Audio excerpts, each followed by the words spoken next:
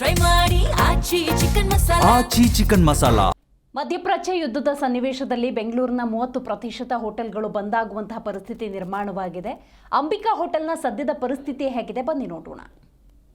ಮಧ್ಯಪ್ರಾಚ್ಯದಲ್ಲಿ ನಡೀತಿರ್ತಕ್ಕಂಥ ಯುದ್ಧ ಏನಿದೆಯೋ ಯುದ್ಧದಿಂದ ಬೆಂಗಳೂರು ಸೇರಿದಂತೆ ರಾಜ್ಯದ ಬಹುತೇಕ ಎಲ್ಲ ಭಾಗದಲ್ಲೂ ಕೂಡ ಗ್ಯಾಸ್ ಸಿಲಿಂಡರ್ ಸಪ್ಲೈ ಆಗ್ತಾ ಇಲ್ಲ. ಇದೇ ಕಾರಣಕ್ಕಾಗಿ ನೋಡ್ಬೋದು ಇವತ್ತು ಬೆಂಗಳೂರಿನ ಸಾಕಷ್ಟು ಹೋಟೆಲ್ಗಳು ಕ್ಲೋಸ್ ಆಗ್ತಾ ಇದ್ದಾವೆ. ಕಾರಣ ಅಷ್ಟೇ, ಸಿಲಿಂಡರ್ಗಳು ಸಪ್ಲೈ ಎಲ್ಲೂ ಕೂಡ ಆಗ್ತಾ ಇಲ್ಲ. ಬೆಂಗಳೂರು ಆಗ್ಬೋದು, ಹೊರಭಾಗದಲ್ಲಿ ಏನು ಸಿಲಿಂಡರ್ಗಳ ಸಪ್ಲೈ ಮಾಡುವಂಥ ಫ್ಯಾಕ್ಟ್ರಿಗಳಿರ್ತಾವೋ ದೊಡ್ಡ ದೊಡ್ಡ ಜಾಗಗಳಲ್ಲಿ ಎಲ್ಲೂ ಕೂಡ ಇಲ್ಲದಂತಹ ಕಾರಣದಿಂದಾಗಿ ಬೆಂಗಳೂರಿನಲ್ಲಿದ್ದಂತಹ ಹೋಟೆಲ್ಗಳಲ್ಲಿ ಸದ್ಯಕ್ಕೆ ಮೊನ್ನೆವರೆಗೂ ಕೂಡ ಸಿಲಿಂಡರ್ಗಳೇನು ಸ್ಟಾಕ್ ಇಟ್ಕೊಂಡಿದ್ರು ಅವೆಲ್ಲವೂ ಕೂಡ ಖಾಲಿಯಾಗಿದ್ದಾವೆ. ಪ್ರತಿನಿತ್ಯವೂ ಕೂಡ ಲಕ್ಷಾಂತರ ವ್ಯಾಪಾರ ವಹಿವಾಟು ಮಾಡ್ತಿದ್ದಂಥ ಹೋಟೆಲ್ಗಳು ಇವತ್ತು ಸಂಪೂರ್ಣವಾಗಿ ಕ್ಲೋಸ್ ಆಗುವಂಥ ಕೆಲಸ ಆಗಿರುವಂಥದ್ದು. ಸದ್ಯಕ್ಕೆ ಈಗ ನಾನು ರಾಜಾಜಿನಗರ 3rd ಬ್ಲಾಕ್ನಲ್ಲಿರುವಂಥದ್ದು ಅಂಬಿಕಾ ಹೋಟೆಲ್. ಈ ಒಂದು ಹೋಟೆಲ್ಲು ವೆಜ್ಜು ಫುಡ್ಡನ್ನು ವಿತರಣೆ ಮಾಡುವಂಥದ್ರಲ್ಲಿ ಗ್ರಾಹಕರನ್ನು ಸೆಳೆಯುವಂಥ ಕೆಲಸದಲ್ಲಿ ಪ್ರಮುಖ ಪಾತ್ರವನ್ನು ವಹಿಸಿದಂತಹ grand hotel Ambika grand hotel ಸದ್ಯಕ್ಕೆ ನಿನ್ನೆ ಸಿಲಿಂಡರ್ ಕ್ಲೋಸ್ ಆಗಿದ್ದಂತಹ ಕಾರಣದಿಂದಾಗಿ ಇಲ್ಲಿ ಹೋಟೆಲ್ ಸಂಪೂರ್ಣವಾಗಿ ಕ್ಲೋಸ್ ಮಾಡುವಂಥ ಕೆಲಸ ಆಗಿದೆ.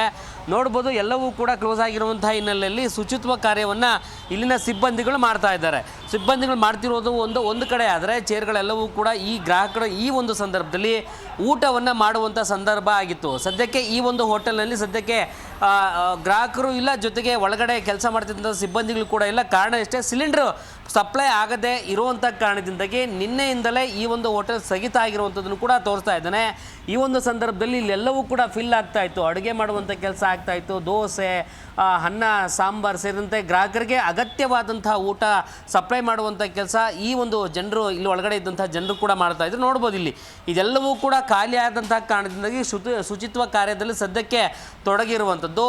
ಜೊತೆಗೆ ಈ ಒಂದು ಪರಿಸ್ಥಿತಿಗೆ ಕಾರಣ ಗೊತ್ತೇ ಇದೆ, ಗ್ಯಾಸ್ ಸಿಲಿಂಡರ್ ಸಪ್ಲೈ ಆಗ್ತಾಯಿಲ್ಲ. ಜೊತೆಗೆ ಇಲ್ಲಿರುವಂಥ ಹೋಟೆಲ್ ಕ್ಯಾಶ್ ಕೌಂಟ್ರಲ್ಲೂ ಕೂಡ ಸದ್ಯಕ್ಕೆ ಈ ಒಂದು ಅಂಬಿಕಾ ಹೋಟೆಲ್ನಲ್ಲಿ ಈ ಪರಿಸ್ಥಿತಿ ಸಂಬಂಧಪಟ್ಟಾಗೆ ಇಲ್ಲಿರುವಂಥ ಮಾಲೀಕರನ್ನು ಕೇಳ್ತಾ ಹೋಗೋಣ ಏನಾಯಿತು ಎನ್ನುವಂಥ ನಿಟ್ಟಿನಲ್ಲಿ. ಯಾವಾಗಿಂದ ಗ್ಯಾಸ್ ಸಪ್ಲೈ ಆಗಿಲ್ಲ, ಇಲ್ಲಿನ ಸಮಸ್ಯೆಗಳನ್ನು ಕೇಳ್ತಾ ಹೋಗೋಣ. ಮೇಡಮ್, ಏನಾಯಿತು ಸದ್ಯಕ್ಕೆ, ಯಾವತ್ತಿಂದ ನಮಗೆ ಗ್ಯಾಸ್ ಸಪ್ಲೈ ಆಗಿಲ್ಲ? ಈಗ ಗ್ರಾಹಕರು ತುಂಬಿದಂಥ ಈ ಒಂದು ಜಾಗದಲ್ಲಿ ಇವತ್ತು ಖಾಲಿ ಹೊಡಿತಾ ಇದೆ, ಏನಾಗ್ಬೋದು ಅಂತೇಳಿ? ಏನಾಗ್ಬೋದು ಅಂದರೆ ಕಷ್ಟ ಆಗುತ್ತೆ. ಸಂಬಳ ಟೈಮ್ ರೆಂಟ್ ಕಟ್ಟಬೇಕು, ಸ್ಟಾಫ್ ರೂಮ್ ಹುಡುಗದ್ದೆಲ್ಲ ರೆಂಟ್ ಕಟ್ಟಬೇಕು. ಈ ಟೈಮಿಗೆ ಹಿಂಗಾದ್ರೆ ನಮಗೆ ಕಷ್ಟ ಆಗುತ್ತೆ. ಇದ್ರ ಮೇಲೆ ಡಿಪೆಂಡ್ ಆಗಿರೋರಿಗೆ ಕಷ್ಟನೇ ಅಲ್ಲ. ನಿಮಗೆ ಗ್ಯಾಸ್ ಸಿಲಿಂಡರ್ ಯಾವತ್ತು ಕ್ಲೋಸ್ ಆಯಿತು ಮೇಡಮ್? 2 ದಿನ ಆಯ್ತು ನಮ್ಗೆ ಕೊಟ್ಟಿಲ್ಲ. ನಾವು ಅಡ್ಜಸ್ಟ್ ಮಾಡಿದೆ, ಒಂದು ದಿನ ಅಲ್ಲಿಂದ ಇಲ್ಲಿಂದ ತಂದು ಇವತ್ತರ ಗ್ಯಾಸೇ ಕೊಟ್ಟಿಲ್ಲ. ಅಡ್ಜಸ್ಟ್ಮೆಂಟಲ್ಲಿ ಎಷ್ಟು ಕೇಳಿದ್ರು ಮೇಡಮ್? ಹೆಚ್ಚುವರಿ ತಗೊಳ್ಳುವಂಥ 1 ಲಕ್ಷ ರೂಪಾಯಿ ಕೊಟ್ಟರು ಕೊಡಲ್ಲ ಅಂತ ಹೇಳ್ಬಿಟ್ರು. ಏನೋ ಸಿಲಿಂಡರ್ಗೆ ಅಂದರೆ ಕೇಂದ್ರ ಸರ್ಕಾರ ಆಗ್ಬೋದು ಸೇರಿದಂತೆ ಮಧ್ಯಪ್ರಾಚ್ಯದಿಂದ ನಿಮ್ಗೆ ಗೊತ್ತೇ ಇದೆ, ಯುದ್ಧ ಆಗ್ತಿರುವಂಥ ಸಂದರ್ಭದಲ್ಲಿ ಅಲ್ಲಿಂದ ಸಪ್ಲೈ ಆಗ್ತದಂಥ ಗ್ಯಾಸ್ಗಳು ಇಲ್ಲಿಗೆ ಬರ್ತಿಲ್ಲ ಎನ್ನುವಂಥದ್ದು. ಅಂದರೆ ಕೇಂದ್ರ ಸರ್ಕಾರ ಅದು ಯಾವ್ದು ಗೊತ್ತಿಲ್ಲ, ನಮ್ಗರೆ ಗ್ಯಾಸ್ ಕೊಟ್ಟಿಲ್ಲ. ಅದು ಯಾವ ಕಡೆಯಿಂದ ಆಗಿದೆ ಅಂತ ನಾವು ಯಾರ ಮೇಲೂ ಡಿಪೆಂಡ್ ದೂರ ಹೇಳ್ಬಾರ್ದಲ್ಲ. ನಮ್ಗರೆ ಗ್ಯಾಸ್ ಕೊಟ್ಟಿಲ್ಲ, 2 ದಿನದಿಂದ ಗ್ಯಾಸ್ ಕೊಟ್ಟಿಲ್ಲ. ಓಕೆ ಸರ್ಕಾರಕ್ಕೆ ಕೇಂದ್ರ ಸರ್ಕಾರಕ್ಕೆ ಆಗ್ಬೋದು, ರಾಜ್ಯ ಸರ್ಕಾರಕ್ಕೆ ನಿಮ್ಮ ಕಡೆಯಿಂದ ಏನೊಂದು ಮನವಿ ಸಲ್ಲಿಸ್ಬೋದು ಮೇಡಮ್? ಆದಷ್ಟು ಬೇಗ ಇದು ಪರಿಹಾರ ಮಾಡಿ. ಎಷ್ಟೋ ಜನ ಇದ್ರ ಮೇಲೆ ಡಿಪೆಂಡ್ ಆಗಿದ್ದಾರೆ, ಅನುಕೂಲ ಮಾಡಿಕೊಟ್ರೆ ಒಳ್ಳೇದಾಗುತ್ತೆ. ಇದೇ ರೀತಿಯಾದಂಥ ಇನ್ನೊಂದು 2 ದಿನ ಸಮಸ್ಯೆ ಹಿಂಗೆ ಉದ್ಭವ ಆದರೆ ಏನು ಕತೆ ಅಂತೇಳಿ ಮತ್ತೆ ಬರಲ್ಲಣ್ಣ. ಇದ್ರ ಮೇಲೆ ಡಿಪೆಂಡ್ ಆಗಿದ್ದೀನಿ ನಾನು. ಇವಾಗ ನನಗೆ ಬೇರೆ ಎಲ್ಲಿ ಇನ್ಕಮ್ ಬರಲ್ಲ, ನಾನು ಇಲ್ಲಿದೆ ಕೊಡಬೇಕು. ನಾನು ಕೊಟ್ಟಿಲ್ಲ ಅಂದರೆ ಅವ್ರು ಬಿಟ್ಟು ಹೋಗ್ತಾರೆ. ಆಮೇಲೆ ಭಟ್ರು ಒಂದು ಕೈ ರುಚಿಯನ್ನು ಗ್ರಾಹಕರೆಲ್ಲರೂ ಕೂಡ ಒಪ್ಕೊಂಡಿರ್ತಾರೆ. ಆ ಕೈ ರುಚಿ ಇಲ್ಲಾಂದ್ರೂ ಕೂಡ ಸಮಸ್ಯೆ ಆಗ್ಬೋದು, ಸಮಸ್ಯೆ ಆಗುತ್ತೆ.